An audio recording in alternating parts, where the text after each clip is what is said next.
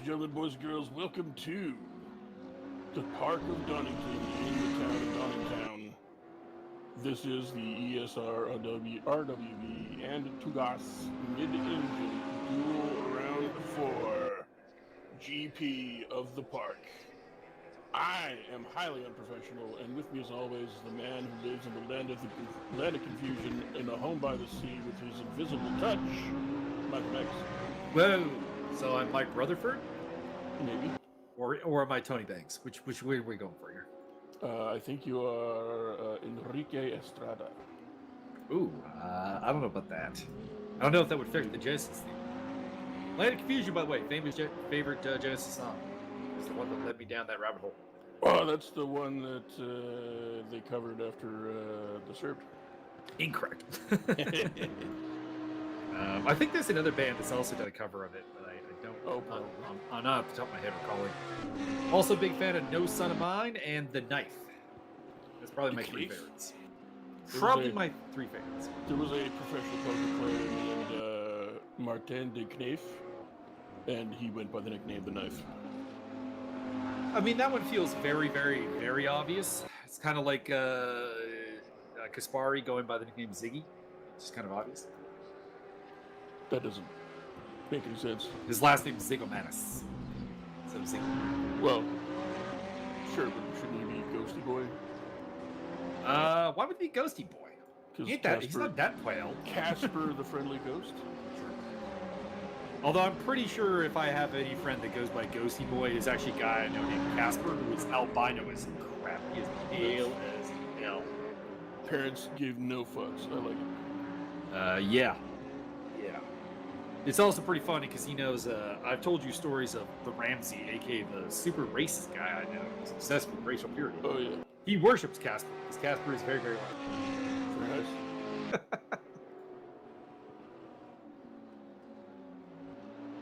And Casper finds him very, very off-putting. As well he should. We got RC in chat. RC, what's up?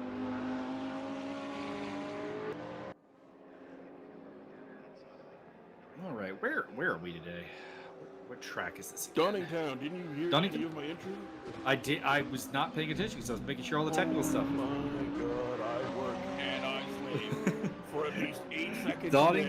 Donington Park, home of one of the most famous European Grand Prix in F1 history, or at least like the first lap of the race was magnificent. Although it's a bit weird seeing them go through that chicane at the end of the lap. I'm not sure what layout this is. Interesting to know. Hang on, I can find the answer. RC says that Vroom is up. She is highly correct. Indeed, there is the room. best kind of correct. Got Mad Al in the Monster Energy Valentino Rossi Ferrari. Was this about Valentina Shevchenko? Valentino. Ah, Valentino, the Latin lover. No dog food for Victor tonight. Indeed. What layout of Donington Park is this here today? The best one. The one where the concert's going on and they run over the kids. Right. It's not on Race App. I was looking at Race App for it. I'm like, I can't find it. I'm like, oh, right. It's on the RWB website. Race App, stay strapped. Indeed. Donington Park National layout. There's our answer. This is the fourth round of the championship. We've been to Interlagos. We've been to Imola. We've been to Twin Rig Motegi. We are now Donington Park National, our second stop on the European continent in this series. And championship leader is Tobias Thero. He is 1-1 and finished. He won, finished second, and then won again. And that's how he's rolled. He's 8 points ahead of Martin Edmonds. Alfonso Alchandre is the only other guy to have won a race. He is on 112 points in third place. Then it is Fumihiro Kobayashi and James Butler, your top 5. James Butler, by the way, looking like he's struggling today. We were seeing in practice he was down towards the back, and he's kind of down towards the back again and get 10th place here in qualifying. Although ahead of Mauricio Delgado, Vic Vega, and Steve Davidson. Meantime, Dirk Greschel gave us the story of the Zero Force Racing livery. It is an esports sim racing team, like I thought last time. But it's nice to have the confirmation. He's a member of it, as well as those who have viewed our streams in the past probably remember Mark Peter. He's very, very rapid and very German. He is also on that team.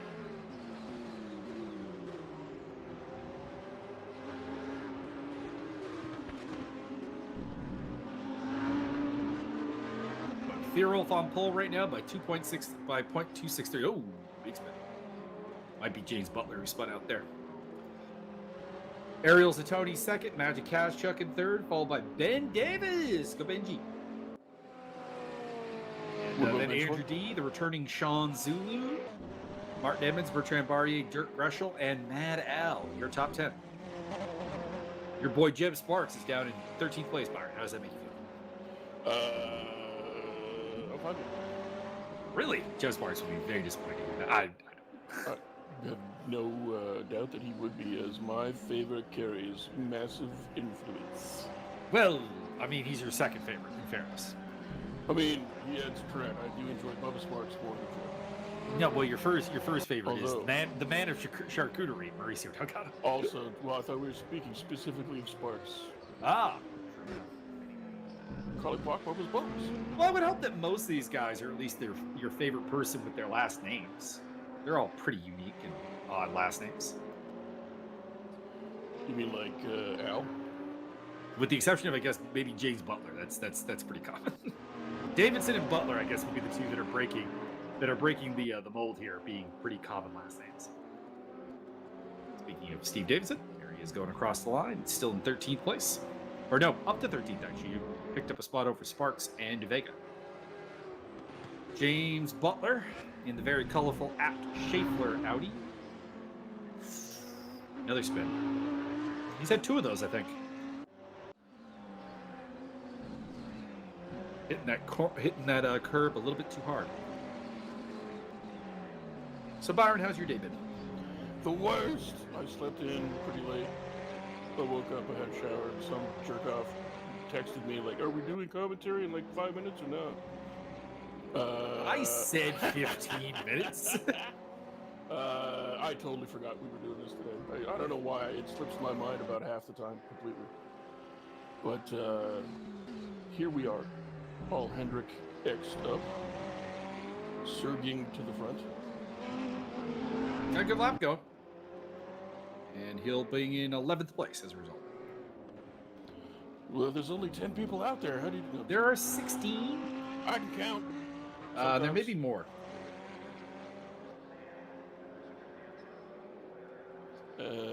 My dad. My camera.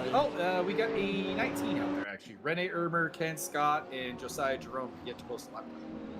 Had to get my dad to help fix my back window screen again because my cat busted out the window again. Rene Ermer up to 3rd place, by the way. Good lap. Boo.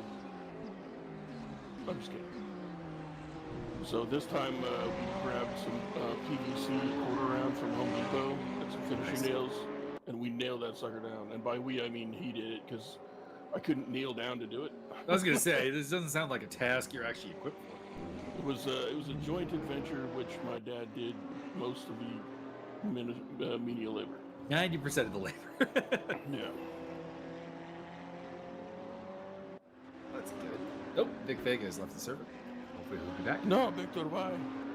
Hopefully this will keep the goose from escaping. That's the plan. Hopefully he doesn't bust out the front window this time. Again. The goose is all about that freedom. Yeah, the problem is that the crows in the neighborhood don't like it. So if I ever hear like a lot of crow action outside, I kind of assume that he's broke out again. Gotcha. Rene Ermer up to 2nd fastest. Too good. Good to see a new face towards the front in his stylish Skechers livery. Correct.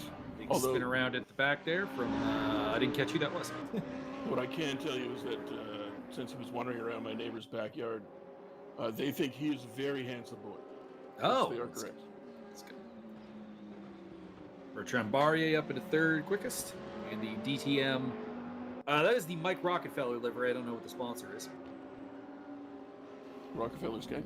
By the way, always my favorite DTM driver will forever be Mike Rockefeller. Mostly because DTM doesn't really exist anymore. It's just another sports car series now, which disappoints me. Is that not what all of this is? So back in the day, there was a series called DTM, and there still is. DTM was a sort of like European NASCAR type deal, where like the shells were the cars, but the insides didn't resemble them in any way. So it was very cool, very fun, loved it, big fan. They don't do that anymore. They just do GT3s now.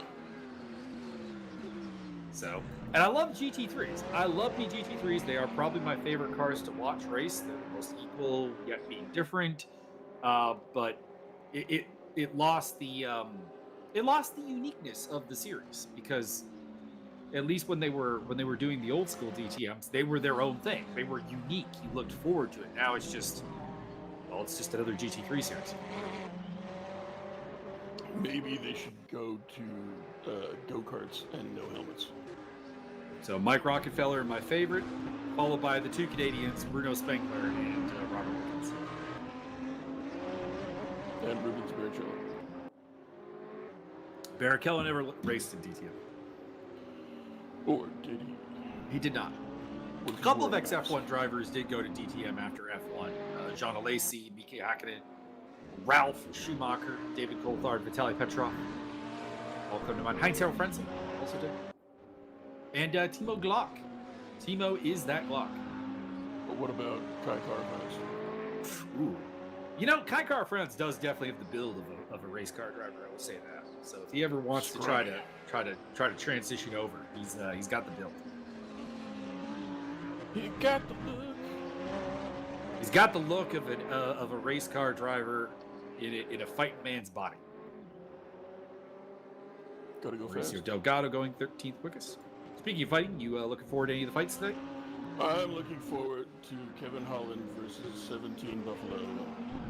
I can't remember who, other than the main event and the co-main event, I can't remember who's on the card. Let me have a look. It ain't very impressive, I'll be honest. I did look 3 or 4 days ago, and now I don't remember. For a pay-per-view, this is a very weak UFC offering. Well, I mean, it is in Canada, and the UFC hates countries that aren't the United States. And a matter of fact, they also hate the United States, so... let's see here. Oh, we got the Power Bar. Power Bar is going to be pretty fun. Yeah, he's fighting Eric Anders. I'm not looking forward to that. Well, win, lose, or draw, it's going to be fun. No, it's not. Eric Anders makes everyone boring. Well, maybe... Like, my fear is not that he's going to lose. My fear is that it's going to be a crappy fight. Maybe he'll beat the boring out of the boy. That boy, Daniel Ige versus Nate the Land Cruiser. That's going to be fun. That is fun. That is a really fun fight. I just think that Landwehr's generally getting exasperated. I think Benil Dariush is going to go for at least 50,000 takedowns every That round. that fight is the one I'm looking forward to. That is super fun. And Aldana's probably going to get starched, but you never know. You never know. Yeah, I mean, the only thing going for Aldana really is that when Juliana Pena fought Nunez for the first time, I was like, she ain't got no chance. And she went out there and like took it to Nunez, who looked a little checked out. And if she looks a little checked out again, maybe we get something. Yep, could be. You never know. That's why they have to fight. Otherwise, it'd just be called not fighting. There have been many great upsets in MMA history. None greater than Matt Serra knocking out GSP. Pretty much. Or that time Sabu came through the ceiling and back body dropped Matthews. Oh, speaking of Sabu, did you see his AEW appearance? No, I knew he was going to be on, but I have not seen it. I should track that down. I did enjoy Adam Cole's introduction promo for him. Adam Cole's been on a roll lately with these teasing people's returns or debuts. He did the Roderick Strong promo, and then they had him come out and be like, we're going to be fighting in an unsanctioned match. That means this match is going to be homicidal, genocidal, suicidal. And my backup for this match is Sabu. Very nice.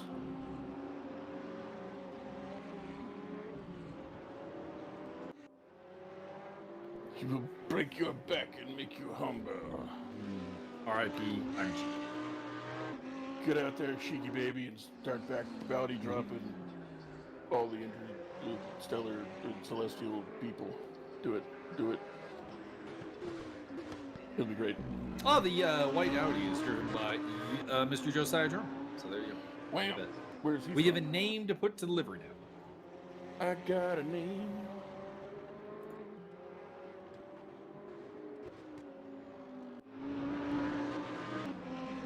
We'll look up and see what flag he's flying today. I think it's the same as last time. I think it's Aruba still. You are correct. Aruba, Jamaica, ooh, I want to take you. Drink some Curacao in Guadalupe. Looking up the national track layout for Donington Park. Let's see if we've got a track map for that one. They do. Awesome. So basically, instead of the GP layout, basically, I'm not really talking to you, Byron. I'm talking to people who know this track. You take the usual GP layout, but where you get to that last hairpin that leads into the end, that you cut off and it becomes a chicane. Actually, I kind of like it. I like the way it looks. Probably because it takes away the two things that I'm terrible at on this track and doesn't make me do them. That's nice. Donington Park, former home of the British Grand Prix, former home of the European Grand Prix. One of those many, many, many times Formula One was like, we would like to have two races in your country, but we can't both call them your country, so that you are getting the European. They've done that with Germany a couple times, as well as Spain and the United Kingdom. What about the dislocated kingdom? Or my personal favorite. Back in 1997, they wanted to have they put the European Grand Prix in Spain. The historical home of the European Grand Prix was a second racetrack in Germany called the Nürburgring, which you're familiar with because it's the orange line. And they were like, well, we still have a race at the Nürburgring. We can't call it the European Grand Prix. What do we call it? The Luxembourg Grand Prix. Not anywhere near Luxembourg, but okay.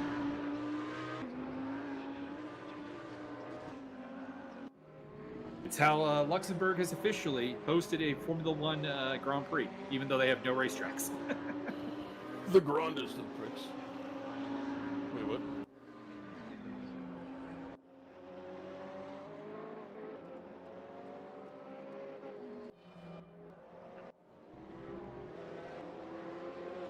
And Al coming across the line, 11th place still.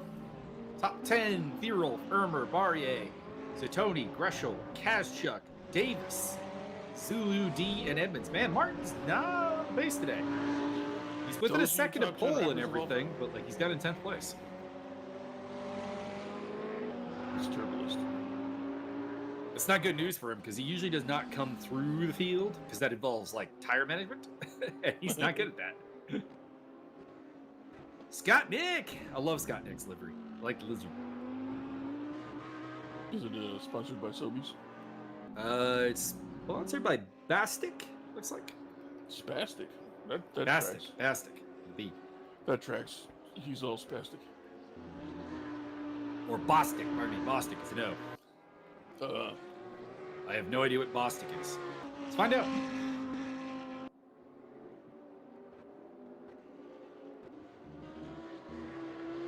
Bostic, Canada. Okay, yep. This looks like the answer. It's looking like some kind of pill company. Dick Pills. Sponsored by Dick Pills. Oh no, yeah, no, not Dick Pills. It is a building construction supplier. They make sealants. All right. Manufacturer and distributor of adhesives and sealants for construction, industrial, and consumer markets. Right. I forgot about them. For some reason or other, I was watching a lot of home improvement shows, way, way, way back in the day, and a lot of their products were on it. I think it's because it was mostly homes on homes. Headquarters, Colombes, France. So it's a French company. No, it is not. Founded in 1889 in Chelsea, Massachusetts. It's American. That's pretty much France. It really isn't. Yeah, I mean, it's closer than I am. I guess. I don't know actually, because it's France is notably north of Massachusetts. Well, yeah, but I'm just a little bit further. Just a little bit further west. to the west. Slightly further to the west. The reasons its headquarters in France is it has at some point been acquired by Arkema, which is a French company. A French company based out of Peru, owned by people from Ghana. It employs over 20,000 people. Yeah.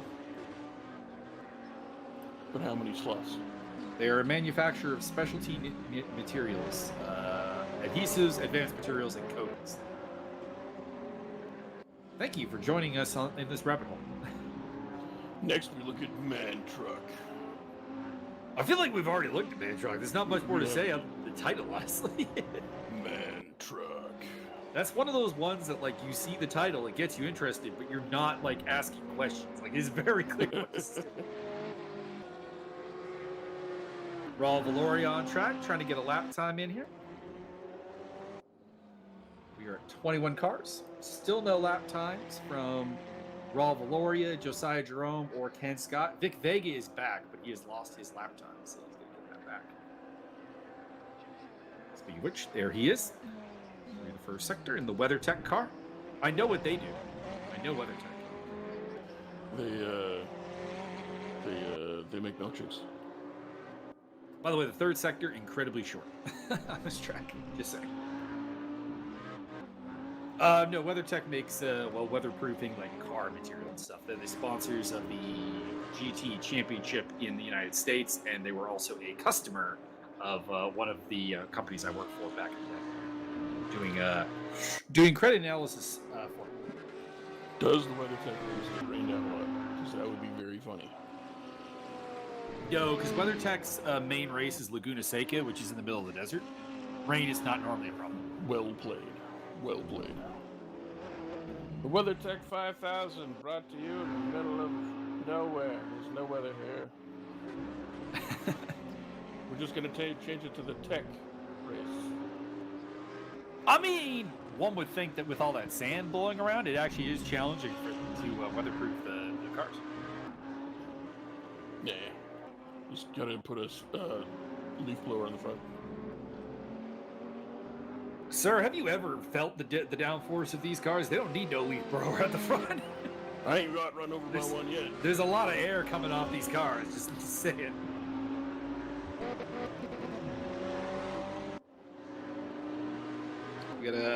We have Slider in the chat. Oh, I love Donnie. Well, that's good. You're going to be happy with the results. What is your favorite layout of the Donington track? Because we're doing the national layout today.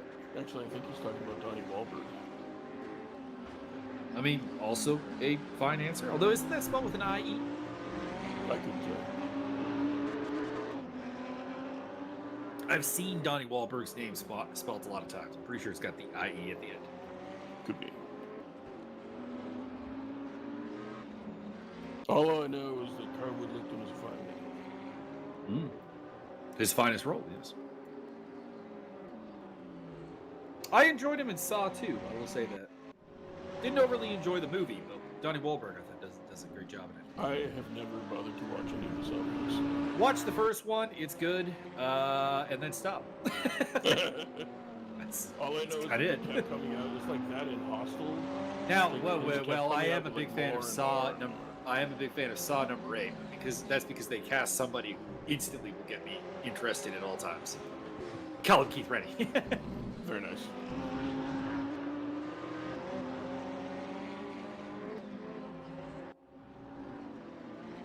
You like the hairpin? Well, we got no hairpin today. So unfortunately, that's not gonna work out for you all that well. I hate the hairpin myself. That's because I'm got a power slide, baby. I'm bad at the hairpin. Is your Greshel in 6th place in the world? Coming to the line here. Can he improve? Probably not. Nope.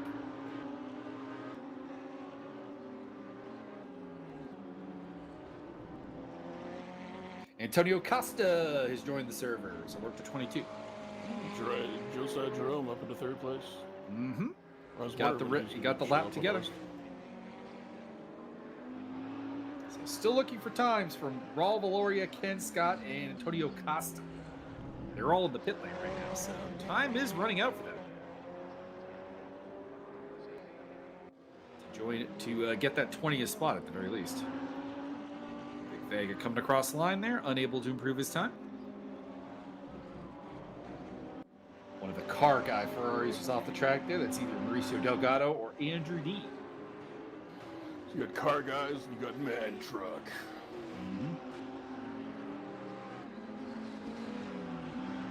I think the car guy racing car is probably your favorite one. It's the very yellow banana one. Raul Valori goes to it.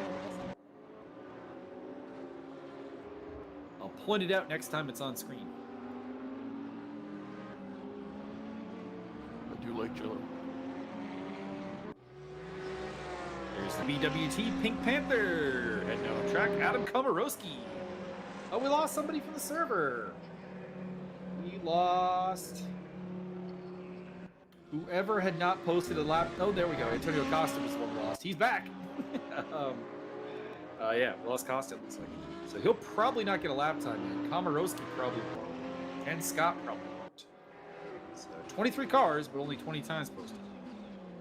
Scott Nick in the Bostic car.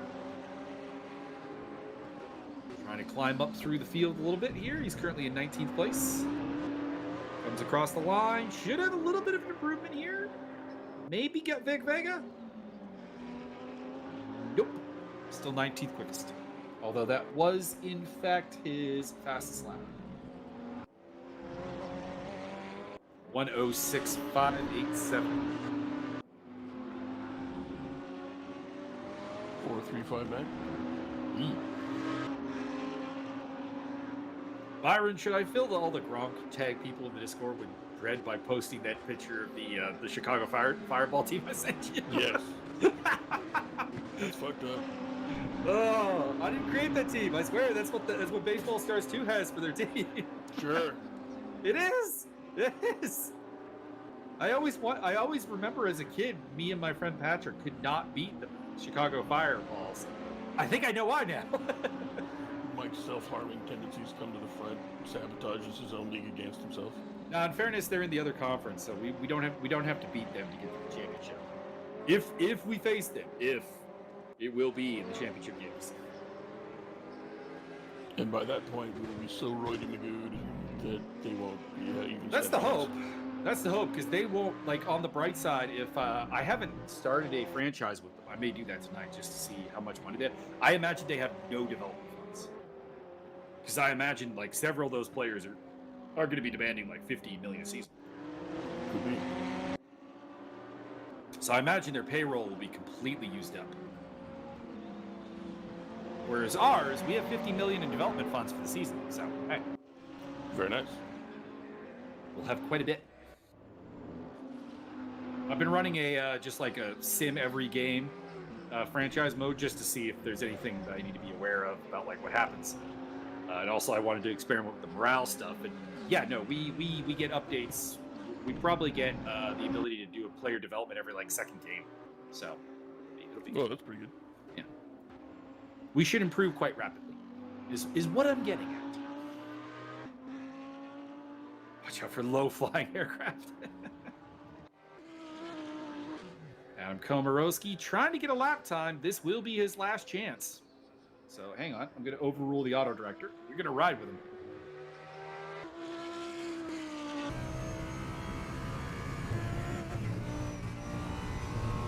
I apparently don't have a proper cockpit cam. This is the best that I can do. So Tobias Thierolf is on the pole unless somebody can snatch it here in the dying seconds of qualifying. Rene Ermer, Josiah Jerome, Magic Kaszczuk, Ariel Zatoni, Bertrand Barrier, Dirk Preschel, Andrew D, Benji Davis, and Sean Zhu, your top 10. Martin Edmonds in 11th place. He's in the chat. He's my head. Matt Al in 12th, followed by Mauricio Delgado, Serge Hendricks, Jeff Sparks, Vic Vega, James Butler, Scott Nick, Raul Valoria, and Adam Komorowski at the line takes 19th place. So he jumps Raul Valoria.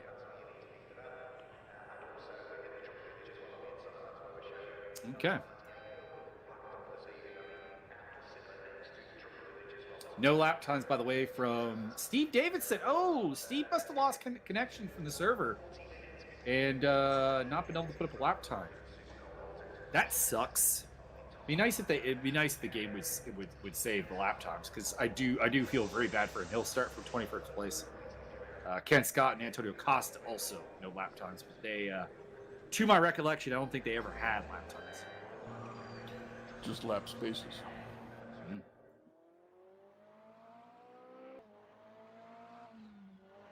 I'm not entirely sure why the standings thing is not going away. I couldn't tell you. There we go. I pressed the button and it went away. I think you have to hold down Alt F4. All right. Well, we got 2 minutes warm up here for everyone to just get their tires ready, get their fuel ready, and we'll see what happens here. Guys who to look forward to coming from the back. Antonio Costa is a really fast guy. He's starting from dead last position, so that should be fun. Steve Davidson will be coming through the field, I imagine, as will Raul Valoria, who got one lap in, I think, only in qualifying there, starting from 20th, 21st, and 23rd. Look for them to move through the field. Martin Edmonds also feels like a little out of place, as does Serge Hendricks down in 14th, so they may be getting red as well. What do you think, chat? Anyone you're looking forward to climbing through the field, rocketing through, getting the Oscar Stappen Award for amazing starts? Steve Dave, where's the first? Come on, baby. Smoke the whole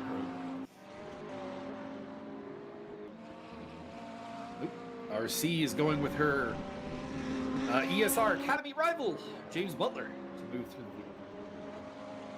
He shall buckle along in this.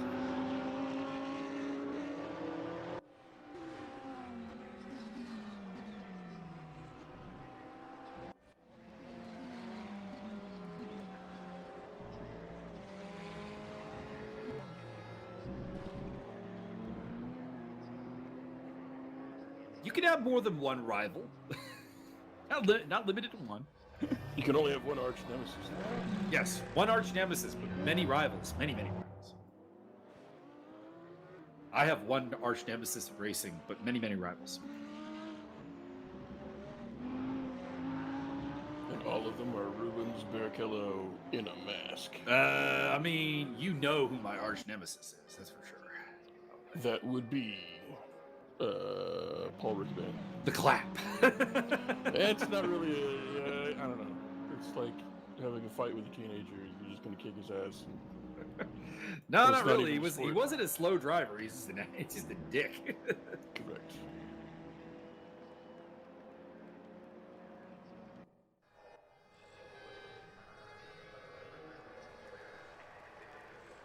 Whereas for rivals, we have John Barker, we have James Butler a little bit. We have I'm blanking on his name. Ayrton Arsenault. There you go. That's him.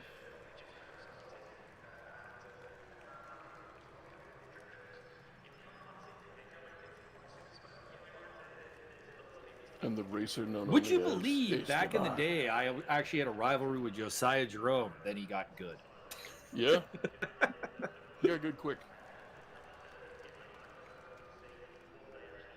Rene Ermer also fits in that category of guys who I had a rivalry with, and then that rivalry went downhill. All right, on board with Steve Davidson for the start. Here we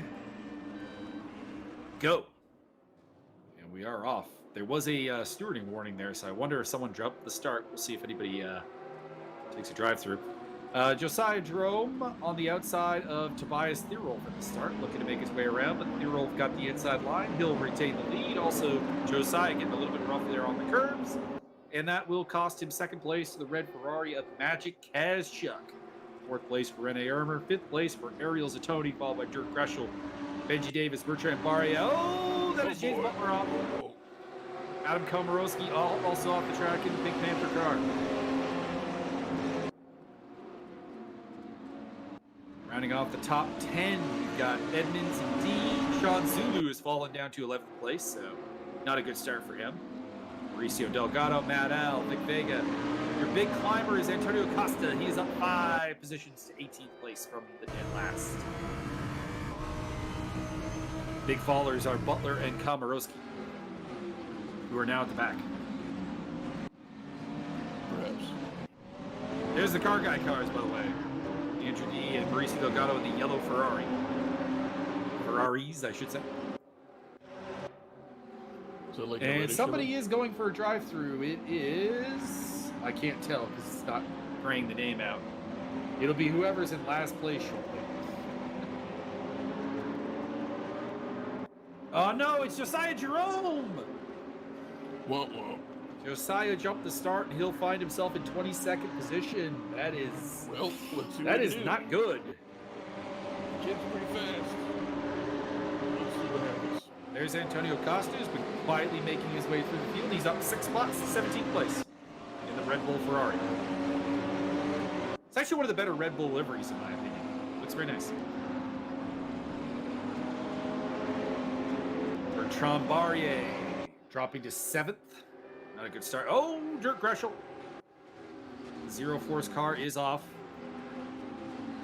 He will rejoin probably near the back, I'd imagine.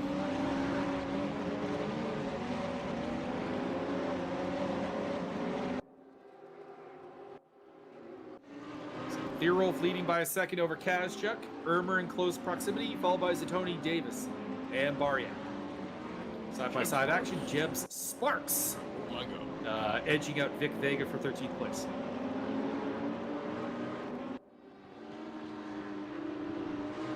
There is Rene Irmer in the Skechers car on the tail of second place man and top Ferrari driver Magic Kazchuk. That is Bertrand Barrier off. Looks like he may have overpushed it. I say, Bertram.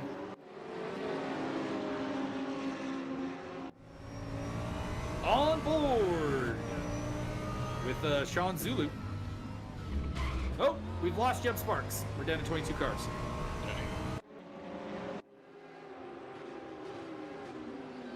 Zulu trying to track down Andrew D while trying to hold off the Monster Energy Ferrari of Mad Al. Another spot there lost by Benji Davis, who is falling backwards. Finds himself in front of Scott Nick as well as Antonio Costa in the Red Bull Ferrari. Side-by-side action. One of the Audis is in there as well. That is, I think, Raul Valoria. And there is Adam Komorowski battling with Ken Scott over 21st position.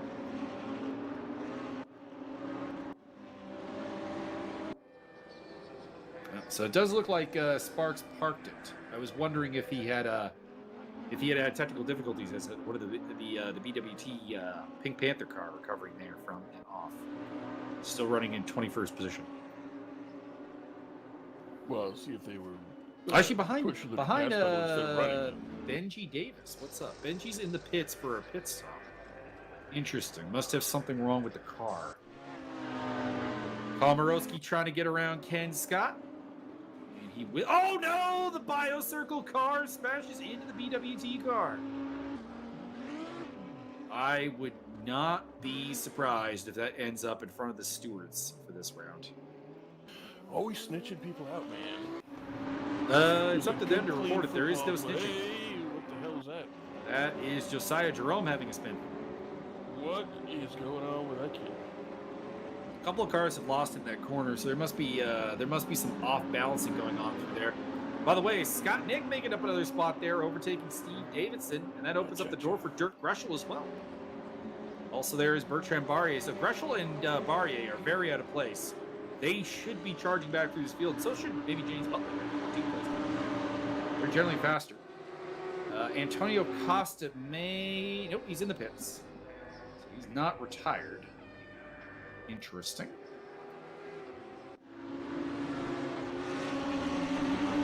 James Butler's still on the tail here of the Scott Nick train. Looks like there's some damage to the front end of Greshel's car, which would not be surprising if Steve Davidson spins off. A lot of spins today. A lot of spins. What's up, guys? Side by side between Barrier and Greshel. Too many listens to the retro 80s video. And spinning right round, baby, right round. Spin you right round, baby, right round. Look at the inside there. I think that will Barrier through. Greshel is not going to have a fun time with the damaged car. Somebody is off. That is Raul Valoria off in the grass. Man, they're falling off left, right, and center here. Jesus. By the way, Vic Vega up ahead has overtaken Mauricio Delgado. No, that's Dirk Gresheloff. God dang. And Mauricio trying to get that spot back from Vic Vega. There. This, by the way, is for a 9th place. This race has been insane. So many people have had terrible days. By the way, Benji Davis is elected to pull the pin. He is out. Joining Jeff Sparks on the bench. Quitters. So we've got 20 cars in the lead lap. Antonio Costa is lapped after having taken that pit stop. And he's still in the pit lane, I think. Just keeping it clean here has gotten guys into the top 10. Like I was not expecting, I don't know about you, but I was not expecting Vic Vega or Mauricio Delgado to be a top 10 player in this race. But they are. I expect Mauricio to win via chorizo every single time. I mean, if that was the level of requirement to win the race, he would win every time.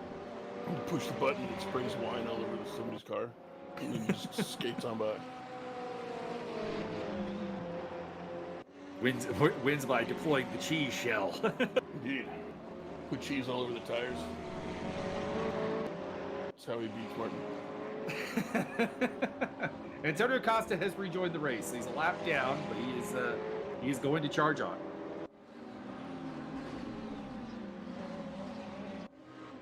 Bertrand Barrier on the tail of James Butler. Josiah Jerome off the track again. What's going on here? The boy, right? Boy is not having a good day. ESR's child prodigy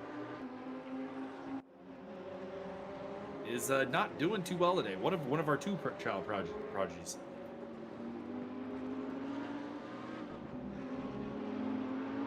Slider says their response to this track that you go over a hunt and get very loose. That's true. I've actually never raced the race room version of Donington Park. I've raced it in Race On, as well as Assetto Corsa Competizione and Assetto Corsa. I know it's a track that it is easy to get loose on. I'm just not used to seeing drivers of this quality have this quantity of incidents. This is a very talented field. Very talented field. You look through this field, there's some amazing racers here. Tobias Thirol, Magic Kaschek, Renee Ehrman. They've kept it clean, of course, but like I'm also looking at Josiah Jerome, fantastic driver. Antonio Costa, fantastic driver. Steve Davidson is not the fastest driver on the planet, but like a really smooth guy. And to see them having multiple incidents is it's a bit odd. It's a bit weird, I don't mind saying. And Bertrand Barrier and James Butler are both examples of guys who have had incidents today. And Barrier is going to make himself into 13th place there. Serge Hendricks, we'll check in on him as he's in 8th place, trying to catch up to Mad Al as well as Sean Zulu. Mad Al in the lovely Monster Energy livery Ferrari. Insert Hans Molenkamp joke here. And Josiah Jerome is in the pits as well as... Oh, no, Ken Scott has just come to us.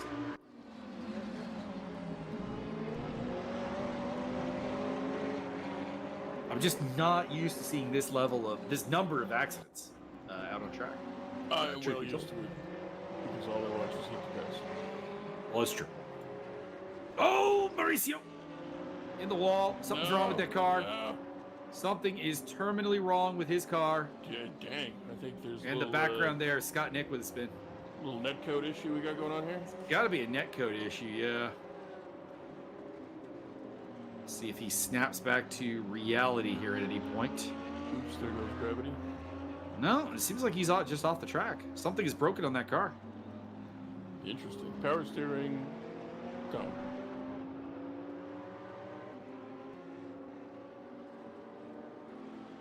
I'm not getting a damage reading on the VNC camera control, but that often doesn't work. That often is kind of like a binary car can't continue thing. Damage report number 1. God dang. All right. Well, that's just how I'm gonna be interested to see if this is a glitch or if he goes into the pits. Yeah, I don't know.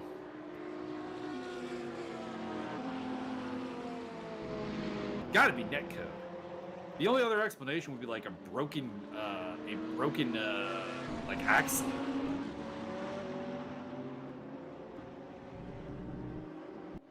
Mad Al is right on the tail of the Audi of Sean Zulu. This is for 6th place.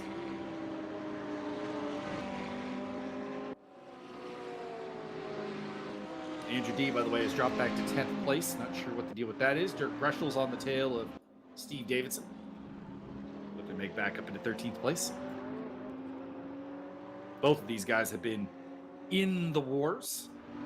Slider, I think that calling what Mauricio's car is doing crabbing is like a disservice to crabbing. Lobster.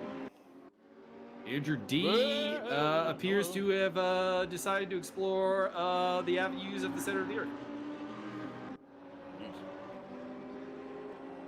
So I think both car guy cars are experiencing some significant problems right now. Mauricio's in the pits, so that may not be netcode. That may be legitimately how the car was handling, which I applaud your stick-to-itiveness, Mauricio. I would have probably rage quit 3 on the lap.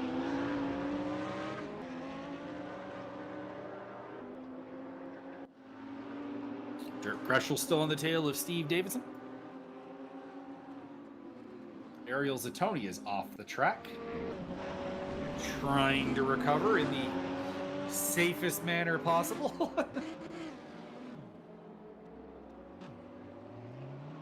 Go. Back underway in 7th.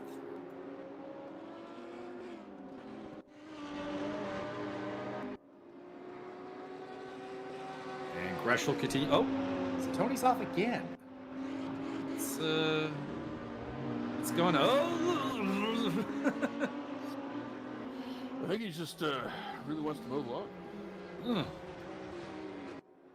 Adam Komorowski on the tail of Raul Valoria, looking to make a move, and he will. By the way, that is the blue flagging car of Tobias Theerwolf coming in the background there, the number 14 Audi. Making his way through the back markers. James Butler and Bertrand Barrier are back at it again, which, I mean, this is a dream combination for you, Byron. The very aggressive Frenchman and the very aggressive Brit racing for the same position. Both of them trying to invade Spain. Probably. But I do think Barrier will get away. I think he's just a little bit faster. But also a little bit more prone to spinning the car. He's a guy who, I've said this repetitively, 110% at all times on the push level. Martin Edmonds, you've been fined 3 seashells for your repeated abuse of shenanigans. Speeding in the pit lane for Mauricio Delgado, so this day has gone from bad to worse for him. He fixed the steering, but not the gas pedal. Although Josiah Jerome and Antonio Costa also having very bad days as well. Ken Scott off the track too.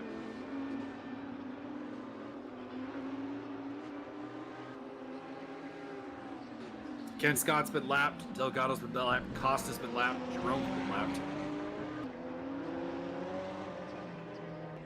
So we are down to 16 cars on the lead lap of the race. Although even less than that, because we do know that Raul Valoria and Adam Komorowski have been lapped with the leader.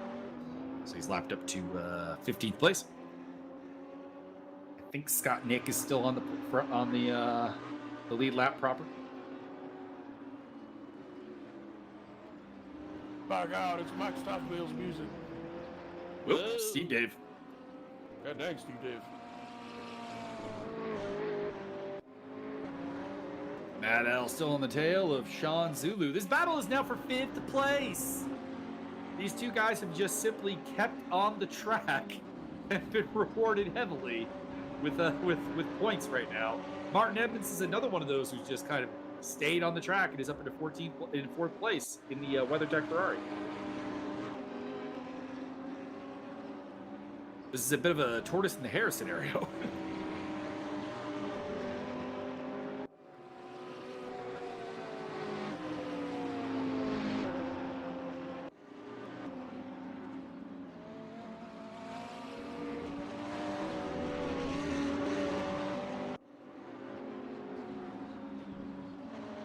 Byron, I know there are no golf cars out there, and that'll hurt your soul. Bertrand Barrier is off again, by the way. But who is your favorite livery here today? Is there anything caught your eye? I like the South African livery. Would that be the Zulu That livery? one. Yeah, James Butler also has that one. Yeah. Everything else it's okay. Apt Schaefer livery is the winner today. Indeed. Bertrand Deliver Barrier some has colors. parked the car. He is out. So 19 cars still running. Oh, make that 18. Raul Valoria falls out.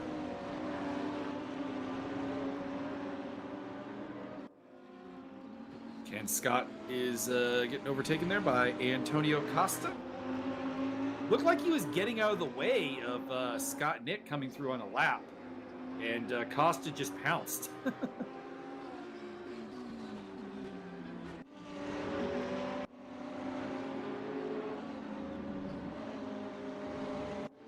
I'd have to say Antonio Costa's livery is the winner for me today. I'm not normally a fan of the Red Bull liveries, but I think this one does work quite nicely. The lighter blue is kind of nice, but yeah, it's not quite South African. I just think that I think my problem is I've seen other Apt Schaeffler liveries, the sponsor that car is running, and I feel like they've done better. So I'm kind of punishing this one by proxy, as they go side by side with Mad Al, and Mad Al will take the fifth spot away from Sean Zulu. That's one of the car guy cars recovering. That is Mauricio Delgado. We've lost Steve Davidson. They are dropping like flies. Dang, Steve Dave. 17 remaining.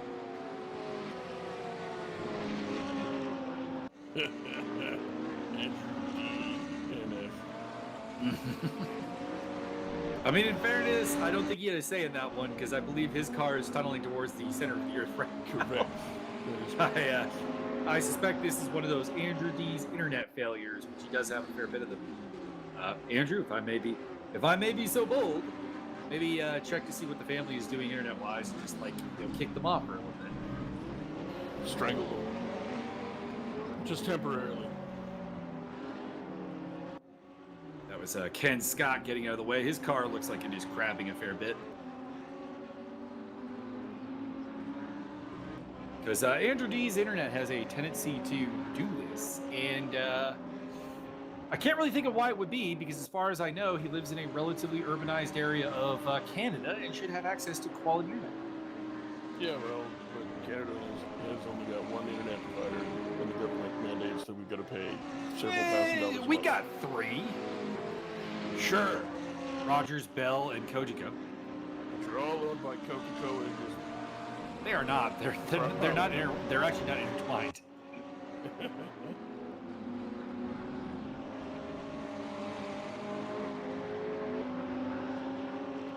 Yeah, we can't complain about internet, sir. Have you seen some of the areas of the United States?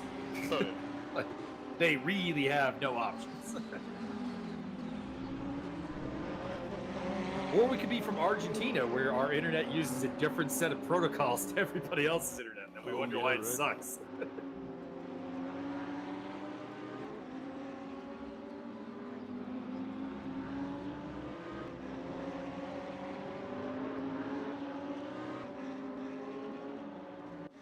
Ariel Zatoni catching up to James Butler. Battle for 9th place. Here's how you know this race has been a little bit weird. Butler and Zatoni we've seen pointed the wrong way like 3 or 4 times, and they're battling for 9th place. That's how you know this has been a rough race.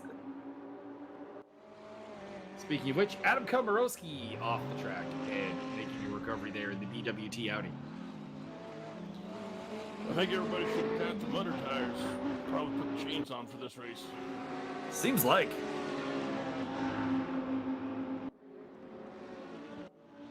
They are really, really struggling with the elevation changes here at Donington Park. You can see them like visually how much we're talking about here. Butler going down the inside of Vic Vega. Ken Scott is in the way. And And that may have saved Vic Vega. Blue flag traffic. And in fairness to Scott, I want to say this. I'm not calling him out here. I don't know where he was supposed to put the car there. Like, that's the problem. We've got two guys giving blue flags, and they're going side by side. It's hard to know what to do with that. And he picked a line. He stuck with it. And unfortunately, it was the line that blocked up Butler. Meantime, Butler will lose a spot there to Ariel Zatoni. We know Zatoni is quick. He was looking at the podium before he had his own fair share of problems. We'll see what he can do about Vic Vega now. Matt Al on the tail of Martin Edmonds, Rene Ermer on the tail of Magic Kaschuk. So a couple of battles are still going on, but this is probably the most spicy. Butler trying to track down Zatoni and Vega. And Ken Scott off the track and back.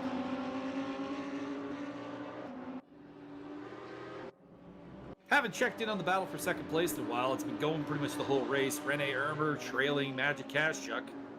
And Ermer's got the pace to stay with him, but he hasn't really shown the pace to make an issue at a second place. By the way, I'm noticing a couple of extra people joined the chat, so welcome anybody who DNF'd from the race, and we would love to hear your story.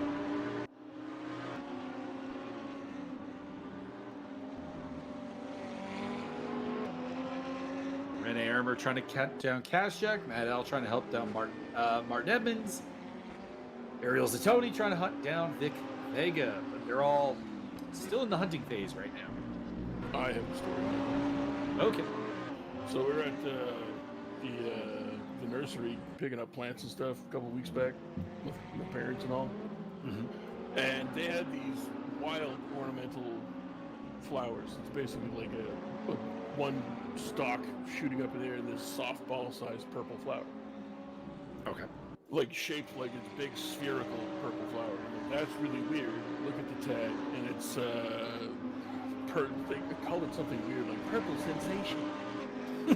So I'm like, that's kind of odd. And I, started looking around on the internet trying to figure out, because I was pretty sure it looks like a giant-sized chive flower. Like if you've seen chives flower, they get the spherical little purple flowers. Mm-hmm. That's what it looked like, but huge.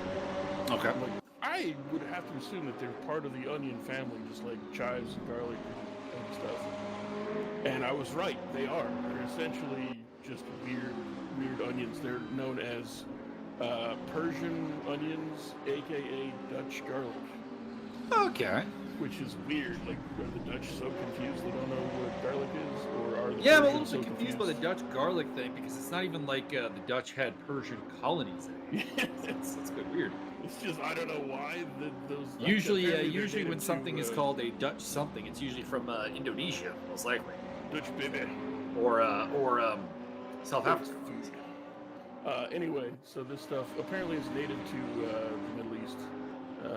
Hence the Persian thing. I figured that part. But the Dutch garlic thing's weird, and so I had to know. Like, I gotta know, these things are onions essentially. Are they edible? And they are, apparently. So you want some weird fucking onions? Apparently head your ass down to the local plant nursery. That's Ken Scott getting out of the way.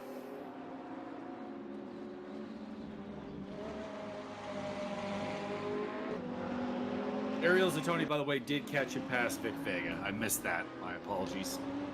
Ariel up to 8th place. The worst. We'll see. I don't think Ariel can get much higher, though.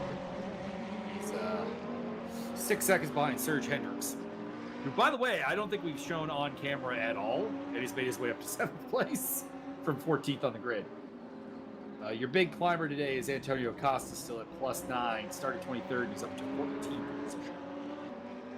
A couple of the big climbers, 7 spots for Martin Edmonds, Matt Al, as well as Serge Hendricks, Vic Vega, and James Butler.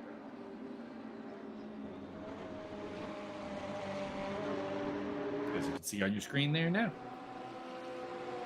Right now. Right now. Oh my god. Josiah Jerome off again.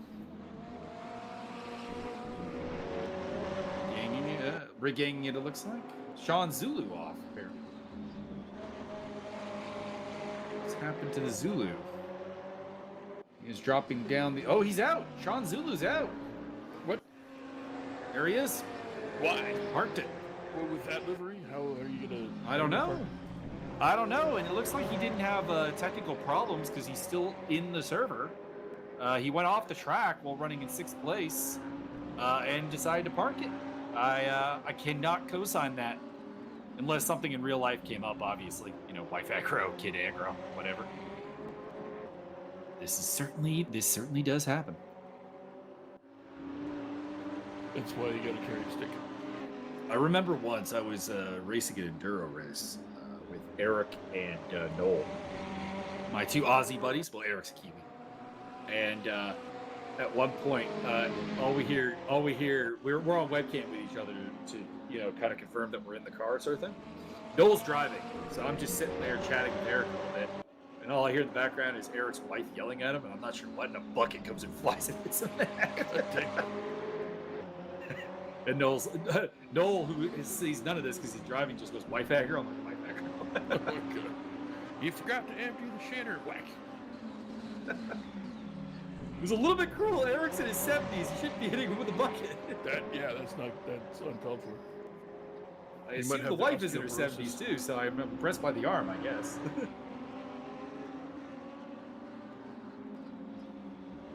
They put me with the old guys when I do endurance racing because... I don't know. I'm the youngest guy on the team, and they need somebody to eat up the time of the car. Because the other people are Steve Crosland, who you talked to before. Crossland. Yeah, he's on the team. Ken and Ben, the two guys who live together and swear they're not gay. And their friend Peter. Who's also not gay. Peter's married and has like 4 kids, so if he's gay, he's doing a great job behind him. Adam Komorowski off the track. Does rejoin still in 12th place though. Gets lapped by James Butler laps him. So he's been lapped by up to 8th place, making 9th place with Big Vega. I think he's got problems. That'll put the pressure on Martin Edmonds. And Byron it's been 40 minutes. Martin's got no tires left, probably. I'm not surprised. Somebody's knocking at my door. I have to go see what's going on. Sorry. Not a problem. We're talking about Matt Al versus Martin Edmonds here as they come up to Ken Scott. As he laps down, but still running. Lets Martin through without issue. Matt Al had to go a little bit wider than he probably wanted to there. Too bad. Battle for 4th place pretty much is the highlight. I don't think Rene Ermer's going to really make an attempt at that 2nd place against Kaschuk. He's a half second back with probably 1 lap to go. We'll see if Martin can hang on to 4th place. It would be important. He needs to limit the damage in the championship. To be honest, he was probably thinking that he was going to lose a lot of ground to Martin or to Tobias Thierolf today. And he still is. Thierolf in 1st place. But 4th place, if you told him he was going to get 4th place after qualifying 11th, I think he'd take that. And, we'll see if he can hang on down here to the end.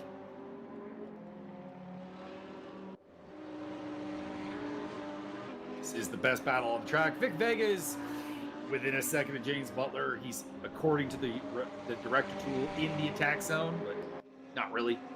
And Rene Ermer is, of course, still, more or less oscillating 4/10 to 6/10 behind Magic Kaschuk. But that's been, it is closing. It is closing. It was down to 0.37 there for a little bit. So that is the closest Ermer has been. I'll keep an eye on that, but I think if anyone's going to make a move, it is Matt Al.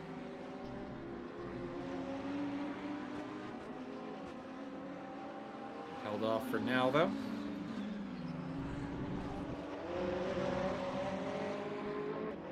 To the line, it will be Martin Edmonds in 4th. So Tobias Thierolf is your winner today, followed by Magic Kaschuk, who got a good start and hung on. Rene Ermer will join them on the podium with his Skechers livery. Then it is Martin and Matt Al who are watching. Serge Hendricks in 6th place, ahead of Ariel Zatoni in the Apt Audi. James Butler will finish this race in 8th place. He had a rough day. Him and Zatoni both had a rough day, so let's take top 10s. Vic Vega. And a man who had a really tough day, Dirk Rushel, hit the barrier hard, messed up the car. You could see the damage to the front end, but he's got himself a top 10 today, and that is what matters. Lap cars for Scott Nick, Adam Komorowski, Antonio Costa, Mauricio Delgado, Josiah Jerome, and Ken Scott. Sean Zulu, Steve Davidson, Raul Valoria, Bertrand Barrier, Andrew D, Benji Davis, and Jebs Sparks, your DNFs. I feel like Bertrand Barrier is looking for Discord friends with the the Discord there in his team. Could be wrong. Fantastic racing today. We had a lot of good action. Things were a little sloppy. I don't mind saying that there were a couple of cars off track. There was definitely some problems, but not a bad outing, all things considered. The worst. Everybody's flying everywhere. That's Thirol's third win of the season in 4 rounds. He will be pretty dominantly in charge of the championship at this point. He came in today 8 points ahead of Martin. He outscored him 60-40. So, yeah, he'll be looking at a 28-point lead, which is going to be quite a bit. Alfonso Alexandre was not present today. Neither was Fumihiro Kobayashi, so Edmonds will be keeping 2nd place, I think, pretty easily. James Butler was the next highest guy present. He did beat him. Next up, we will be going to Zhejiang in China, our first round in Asia. That'll be on June 24th, 4 p.m. practice start time. We'll be running until about 6 p.m. Eastern time. So there you go. That's all Eastern time. Do conversions if you must. And we got Ender D in chat. He did have internet failure. We guessed since you became Pavement. It was interesting. Yep. Yeah, you can't get back in once it's knocked out. Is there a race 2 here today? I don't think there was, but I could be mistaken. It's listed as having. Yep. We got a second race. All right, never mind. We're going for another one. Do it live. We're not done. Here I am thinking we're done. No, we're not done. The neighbor came to the door, wanted to borrow my hose, and wouldn't take yes for an answer. Like, should be mentioned. Yeah, go should ahead. be mentioned. Leave me alone. I'm just dropping a hint here to the admin. But I mean, if you're gonna say we're done by 6 o'clock and we're not done by 6 o'clock, you maybe want to edit that. I don't know. Yeah, probably. Same. Unless they're bamboozling us. No, I think we're getting a second one here. Because I was getting ready to sign off, and we're not signing off. Good night, everybody. We're not done. We're not done.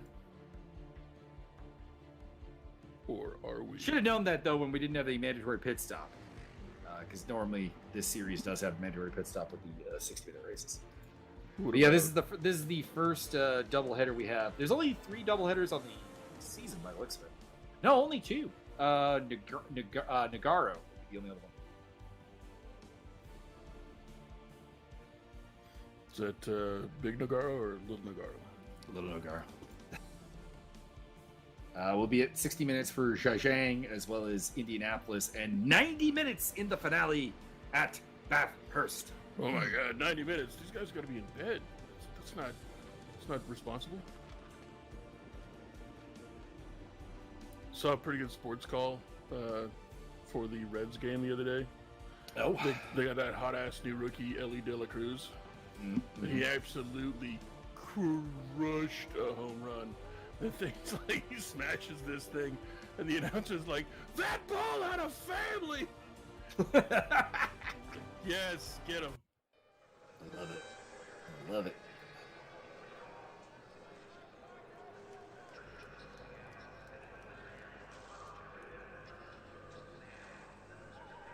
Okay, well, we're back in. We've got a reverse grid here. What's the reverse grid? Do we have an answer on that? I'm not seeing it in the rules I've been provided with. Andrew, do you know what the reverse grid is? I believe it's top 70. I'm imagining it's probably top 10, but it's not being stated here. In which case, that would put Vega, I think, on pole. Victor.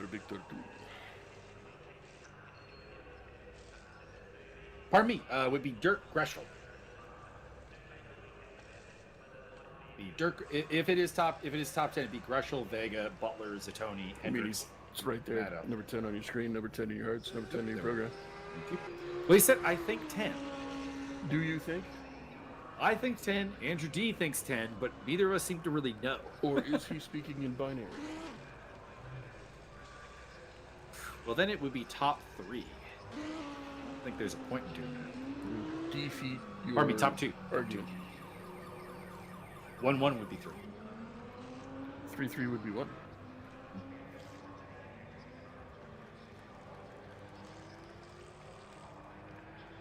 Just saying, it's not on the RWB events tab.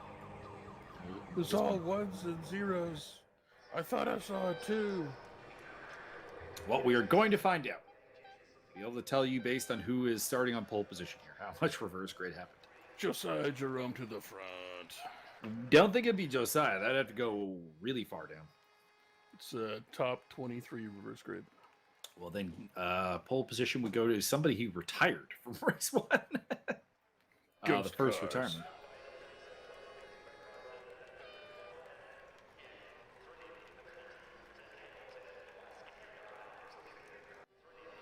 You must race against Ghost Bowser and Ghost Donkey Kong.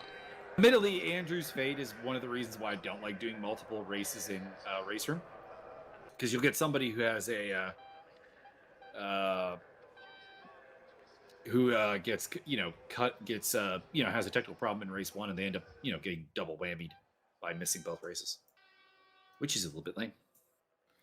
Whammy. Starting on pole position, it is Tobias Thirol, so no reverse grid apparently. I am not a fan of this. I am not a fan. What is the point of doing this all over again with the guy who won race 1 out in front? Anyways, he's off to a good start. Magic Kazchuk on the outside will probably not be a threat to him. That is Martin Edmonds in the WeatherTech car, as well as Rene Ermer trying to make their way through as well. And it is indeed going to be in the lead, Tobias Thirol, followed by Rene Ermer up into second place. Magic Kazchuk falling to third, so he had a bad start this time around. Martin Edmonds in fourth, Matt Al, Serge Hendricks, Ariel Zatoni, Vic Vega, James Butler, Adam Komarowski, your top 10. Only 15 cars in the field here in race 2, so big points on offer for these gentlemen. And possibly ladies, although I'm pretty sure everyone here is a gentleman. We're probably rabble-rousers. I think Mauricio's probably a rabble-rouser. Well, I mean more they are the male persuasions. Butler's definitely a hooligan, not a gentleman. We only got 15 cars out here, Andrew D. I don't know what happened to the rest. I imagine the guys who DNF'd are... Well, no, even some of the DNF guys are here, because Antonio Costa DNF race 1, and he is here. So there's that. Sean Zulu, I think, is having some problems right now. Bertrand Barrier falling down to 15th place. Could also be I'm glitching here, and I'm not getting the rest of the cars, but I'm not getting them in the camera control. So is this what we would call the race room experience? Let's see here. Let's pick up Sean Zulu. No, this looks like that is the back of the pack.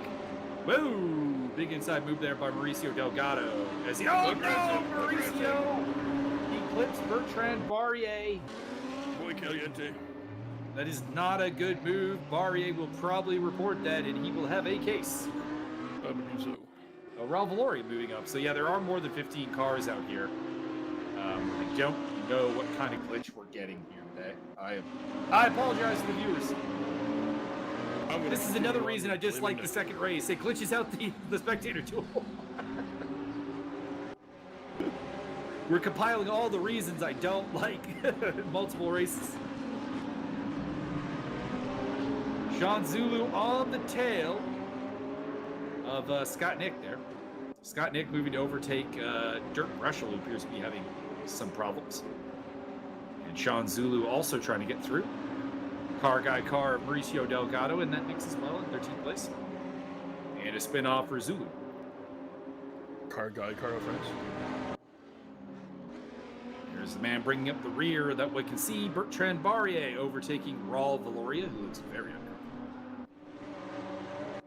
Sean Zulu rejoining in 16th place.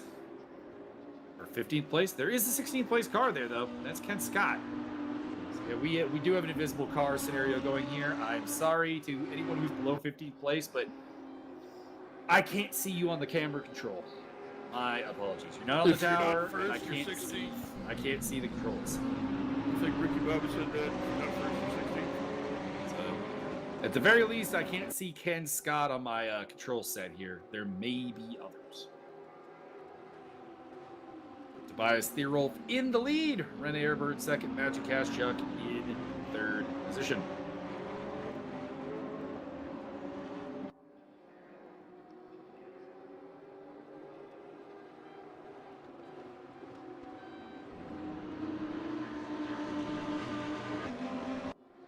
Ken Scott slowdown penalty, which you can see he's not on the tower.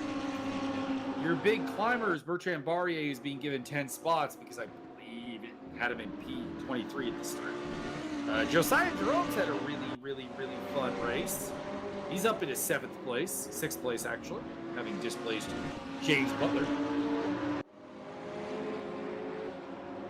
He is on the charge. Matt Allen behind him as well as Antonio Costa. Oh no! He spotted. Oh, Josiah. Motif. What are we doing here today, Josiah? Sean Zulu making the overtake of Raul Valoria, who looks like he is nursing a damaged car.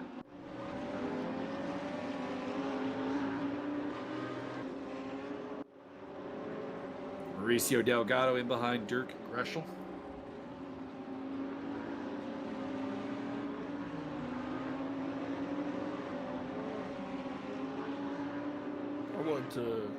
Want a mod that puts a little food tray on the driver's side window for Mauricio. Mm. You see like an arm come out the window and like, grab some cheese and crackers. Indeed.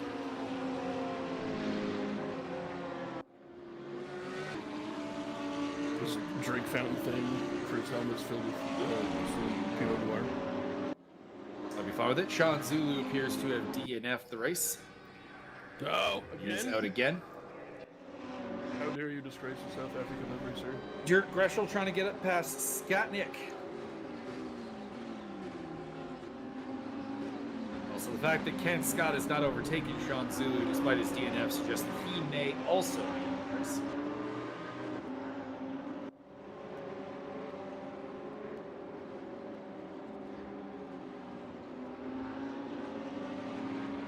Commentator jinx is a thing, Andrew. It's true. Some people are allergic to the camera. That's all I can say. Scott Nick losing a spot there to Dirk Greschel. Unlike Mike, I'm actually like a bard. I give a +2 to transmission. Mm-hmm. But I haven't sung anything today, so. I think really what you should do is give like a downforce bonus, or sing about it. Get the DRS. Ah, that too. Or push to pass. Hit to pass. Get it right. They both exist. I need Porsche hit to pass. Oh, somebody decided That is Magic Kashchuk off the track. magically malicious. Second place in race 1 and was looking at a podium here in race number 2. We will rejoin in 11th, 12th place behind Josiah Dream.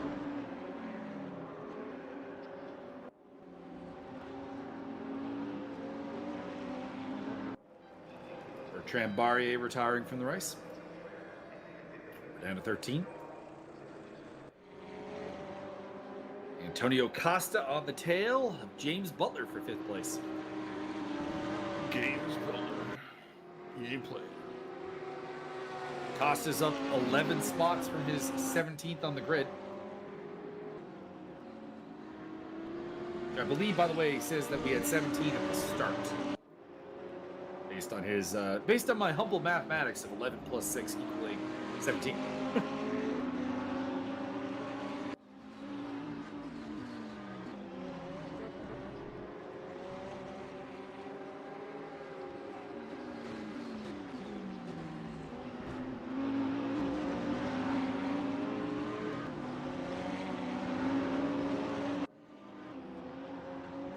Train forming up behind Dirk Russell as well, with Scott Nick, Mauricio Delgado, and Josiah Jerome on his team.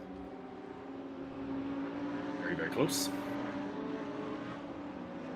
Costa hanging on here against BWT, the Pink Panther of Adam Kalmarowski, who's up in 7th place and having a very solid race too.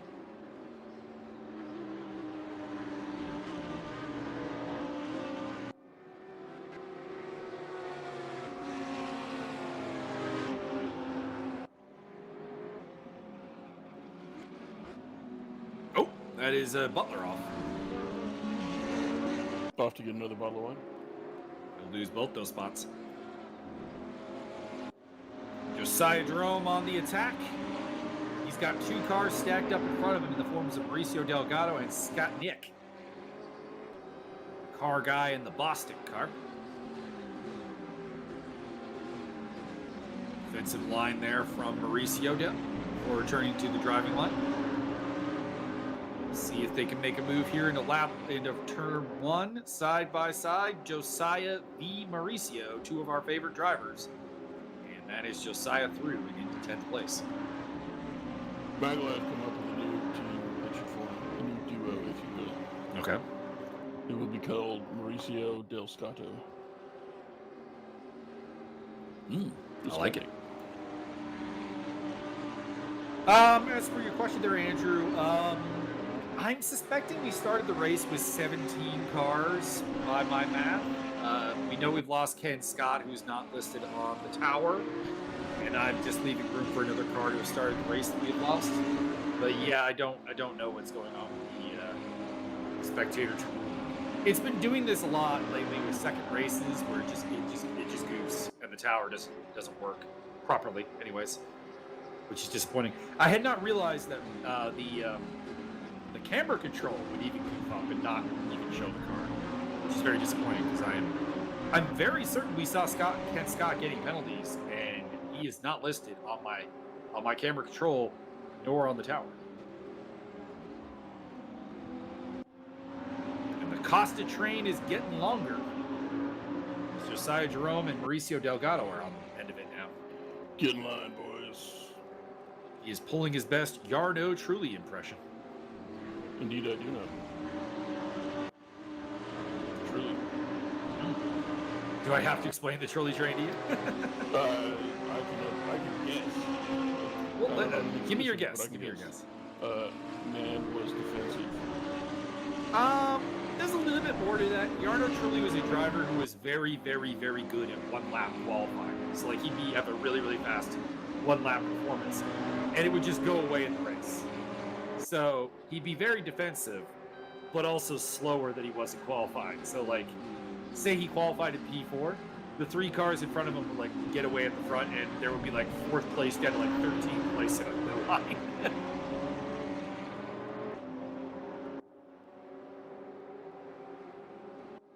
He raced for, Adam Komorowski with an overtake. Adam Komorowski looking for a top 5 here today. Who saw that coming? He is driving out of his pants right now. Ooh, delightful. Can we get that on cam? We can get a lot more ratings. He is bringing it. This was a guy who didn't even look like he was going to be able to get a top 10 here today, and he's up 5th in that BTW Pink Panther, that lovely, distinctive livery.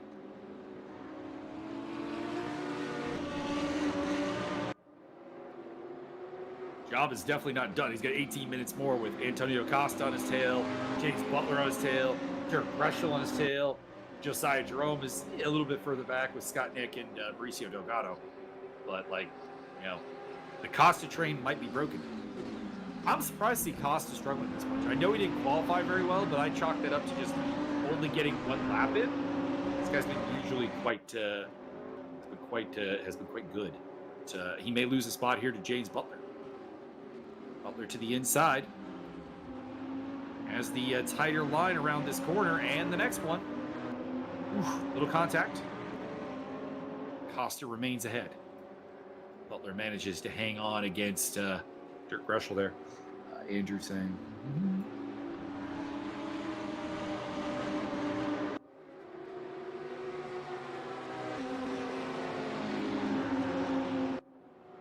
Yeah, it's I don't know what's up with the spectator tool. It's been a long time. It's not been fixed. So I think unfortunately we are you're just living in an era where it's not going to work properly. As Josiah Jerome is on the attack, he smells Dirk Greshel. He smells wounded prey, and here he comes, like a shark in the ocean.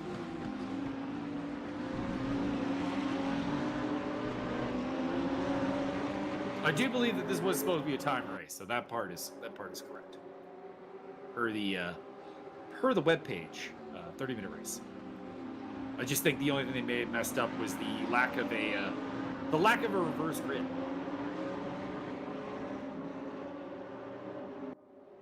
What if we had the inclusion of a perverse grid? Unless the intention was to just not have a reverse grid, but I don't really know why you would do a second race without a reverse grid.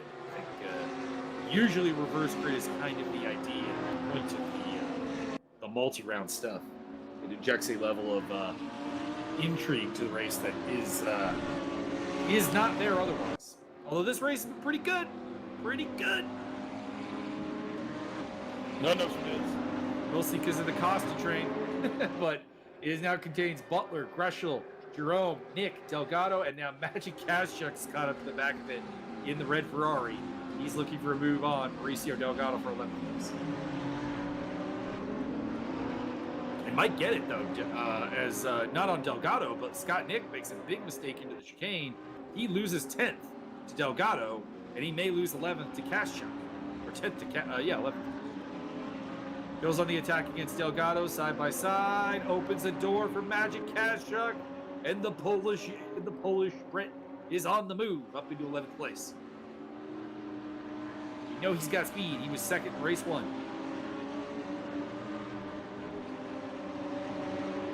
Josiah Jerome still on the attack against Dirk Greshel as well. There it is.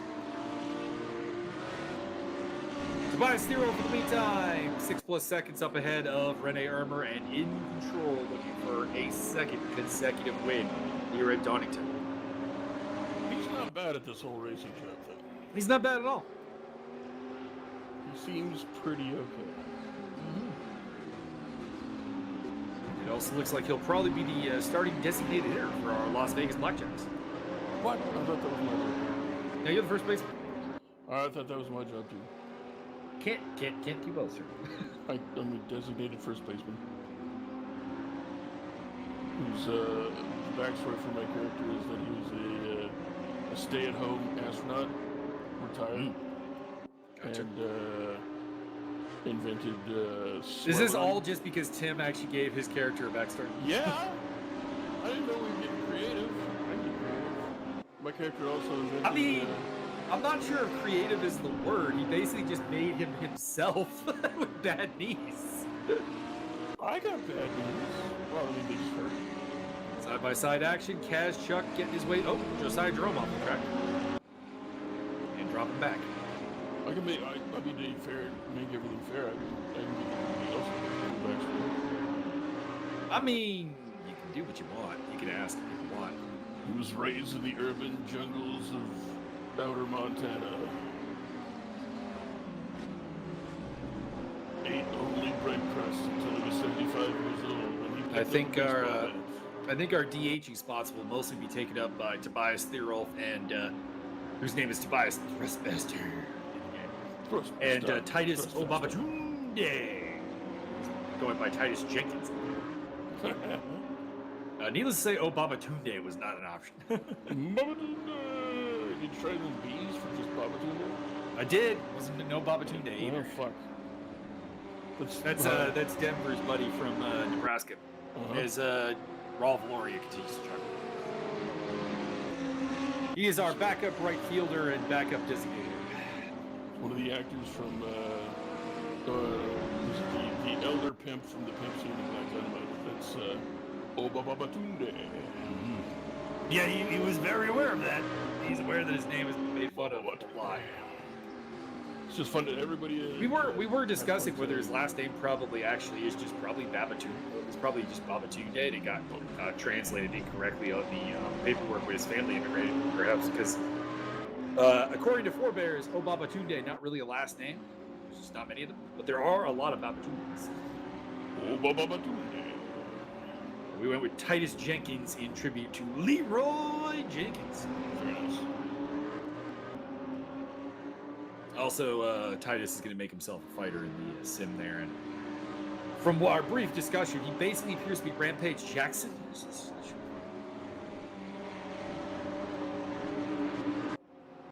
Josiah on the... Josiah! The track is where you're supposed to be. Stop cutting the grass. Come and ride that train. And ride it. Komorowski, by the way, still hanging on to 5th place. Ahead of Antonio Costa, who's got a little bit of breathing room back to James Butler, who is under attack from Dirk Greshel. Kazchuk is 9th. Delgado 10th. Nick Jerome. And the struggling Raul Valor. Oh, no! Butler in the wall. Bubbled a little too hard. Oh, his front end is massacred. It's fine. That is not fine. That is not going to be treat to drive. Oh, Lord, oh, It Lord. just looks like a Porsche now. Lord, oh, Lord. It does not look like a Porsche now. Oh, boy. too much. There we go. That is not going to be a joy to drive. It's fine. Costa on the attack against Komorowski. Looking to get back in the top 5, a position he lost to Komorowski 8 minutes ago. Butler, by the way, is off the track. Yeah, he's out. Yeah, he ain't driving this any further. So we're down to 12.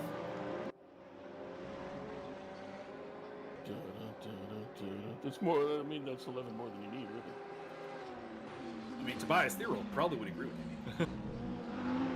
By the way, more people who DNF, the points just condense further and further up the tree. So, like, first place at this point, I think, is up to 3.5 million points. Interesting note about Super Big Baseball 4, by the way. Fallon's name was not in the game. She was very disappointed. Huh. She'll be going by Freya Nash for the Eat.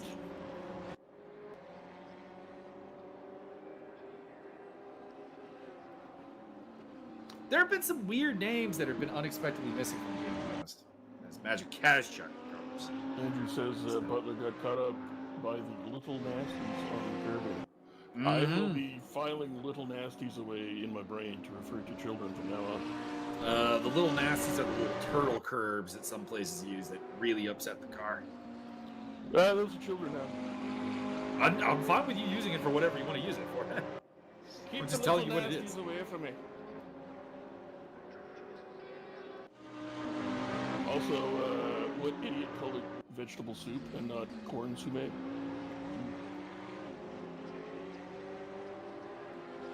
Oh, now Slider's talking about sausages. Dang it. Oh, weird name that wasn't in the game is a last name. It was Albert. No Albert. Is that a common last name? It's a common last name. It's common last and first name, and it's in there as a first name. There's a player in Baseball Stars 2 whose name was Albert, so that's how I know. I was looking for Albert number. I just when I was creating the player, I was like, I expected to find Albert as a last name option, and I did.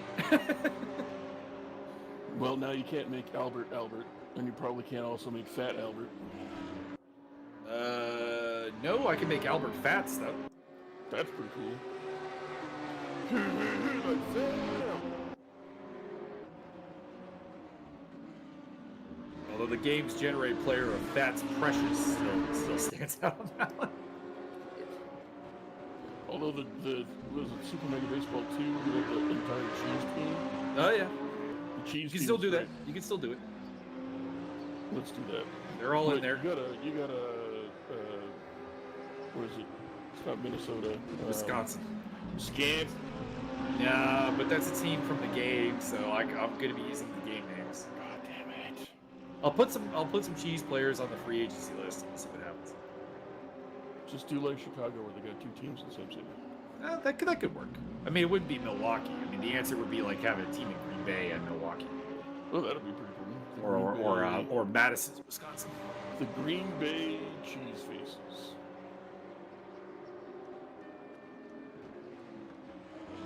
Hanging on for the time being against Scott Nick, although he should probably pull away from these two. He's caught them and passed them, I think, 3 times.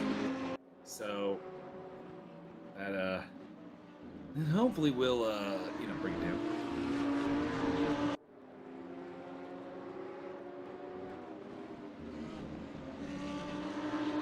Well, Magic isn't Canadian, so why would he be part of your national team? British is pretty much Canadian. Or informal team. I got you. Kazchuk is still running in 11th place, and he's still out.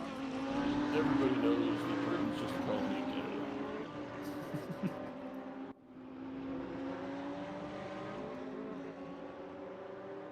They're like the... Andrew, I would think that your informal team has to include Mauricio Delgado, though. You both have the car guy Ferrari. And I mean, who wouldn't want Mauricio as a teammate? Get expertise chefery in the pit lane. That'll be Mauricio's election slogan when he runs for office. Mauricio, he brings the chorizo. He does. Costa was on the attack against Komorowski, but it looks like Komorowski has repulsed it once again. Delgado on the attack against Scott Nick. This is for 9th place. So Scott Nick and Mauricio Delgado knocking on the door of top 10s, Byron. How does that make you feel? Pretty darn good. Good to know. Martin Evans is still up on the podium. He's got Mad Al on his tail, so, there's interest going on there. Dirk Greschel is on the tail of Antonio Costa, who's looking to make a move on Komorowski again. But the BWT Audi is hanging on against the 2 Ferraris. Dogged determination to bring home this 5th place. This is drive of the day for Adam Komorowski right here. Drive of the season, frankly. Phenomenal. Hopefully he can bring it home here on the last 5 minutes.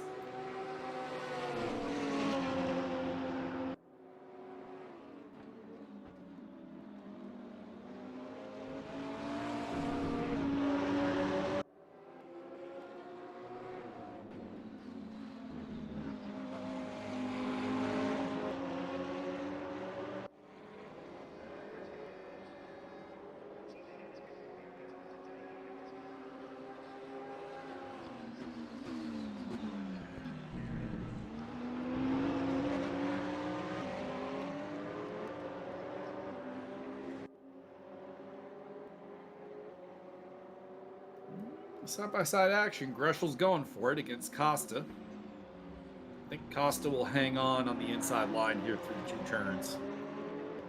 Very hard to make an overtake in turn 1 and 2 without getting that inside line.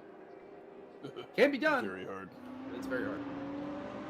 Mauricio Delgado trying to hold off against Scott Nick, or take Scott Nick's spot, actually. Unable to do that. Scott hanging on to 9th place.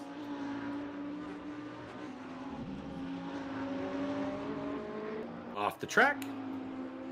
And Mauricio swipes on through into 9th place.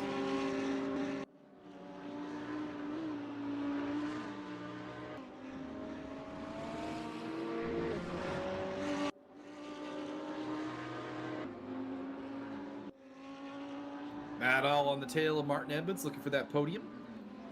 I don't think he quite has it. And we will probably be looking at a lot at the battle for 5th, 6th, and 7th down the line. Komorowski versus Costa versus Greschel. Josiah Jerome in the background trying to get into on the fight, but he is 5.8 seconds to drive.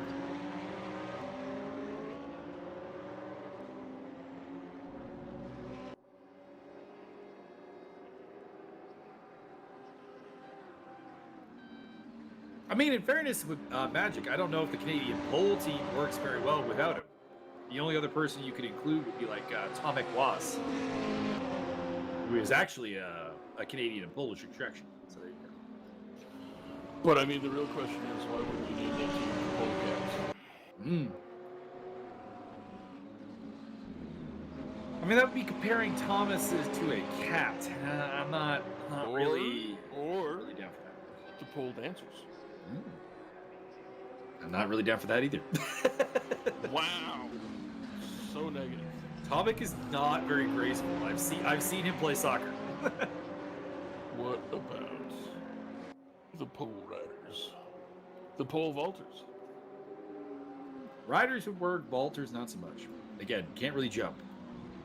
But that's what you use the stick for. I don't think you can even jump with using the stick. You're not supposed to. You're supposed to use the stick. I don't Just think he has the run. coordination for this. Put one foot in front of the other, chunk the stick in the hole, get up, get on up. Ooh. Mistake there by Komorowski. Costa on the attack.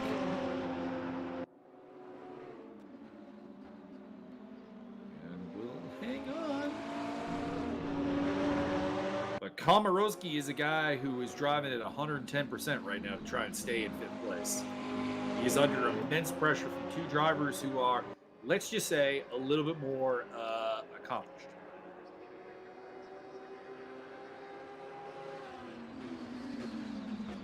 But right now, that BWT Audi is clinging to 5th place. A little bit of contact there. Costa's car is upset. Side by side into corner 1. That opens the door for Dirk Gruschel. I'm upset. By the way, Josiah Jerome is making up about a second a lap, but I don't think he has enough laps to get in on this fight.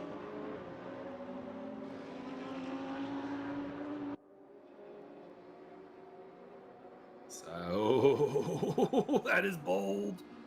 And Gruschel gets the job done. That is 6th place. Oh, he's wide! He's very wide. Wow. And Costa goes back through. Mike has had this talk about car shooting. The line is wide, sir.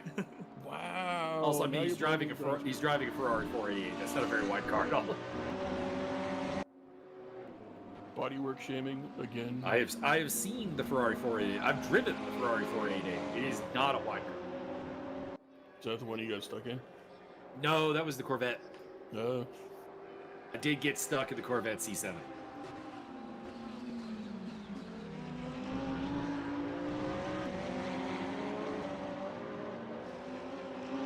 I'll give you a little hint here. If you're like a reasonably tall dude with some bad knees and bad back, most of these cars are not comfortable to sit in. Just saying that right now. There are a couple of exceptions. The Lexus RCF is actually pretty comfortable. That's a GT3 car that I would actually have no problem driving. The Mercedes AMG is not too bad either, and the BMW M4, as well as the M6. They were pretty comfortable. Surprisingly comfortable car, Porsche 911. What about the 912? Even more. Worst car to sit in that I've ever driven. Magic Kazchuk is out of the race, so we are down to 11 cars. Scott Nick is up on Mauricio Delgado's bumper. Just You're on the last lap. Least comfortable car to sit in. I mean, it's probably the Corvette C7. I couldn't get out of it easily. What about a Boeing 747? I mean, we'd be able to get out of that pretty easily, I would think.